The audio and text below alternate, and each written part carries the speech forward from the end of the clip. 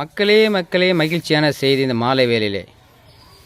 மக்களே இங்கே பாருங்கள், நான் பழனி பஞ்சாமத வேறுன்னு நினச்சிக்கிட்டு இருந்தேன்.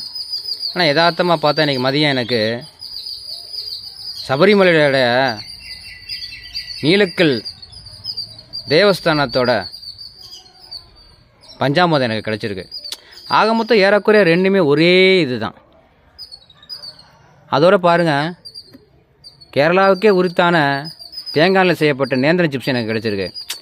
இதுலேருந்து நம்ம என்ன தெரிஞ்சுக்கிறோம்னா, நான் நினச்சது பழனி பஞ்சாமிர்தம், அதாவது சரவணனுடைய பஞ்சாமிர்தம். ஆனால் எனக்கு கிடைச்சது சாமி சரண பஞ்சாமிர்தம். ஆக மொத்தம் சரவணனும் நம்மளுக்கு தான், சரணமும் நம்மளுக்கு தான். இதில் இன்னொரு வேடிக்கை என்னென்னா, நல்லா உத்து பாருங்கள், கருப்பு கலரில் ஒரு எறும்பு ஒன்று போயிட்டுருப்பேன். அதை நம்ம என்னான்னு சொல்லுவோம்?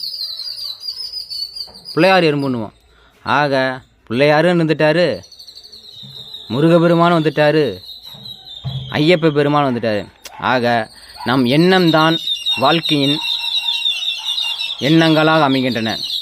ஆகவே நல்ல எண்ணங்களுடன் வாழுங்கள். குறிப்பாக மனிதனாகவே வாழுங்கள். நன்றி, வணக்கம்.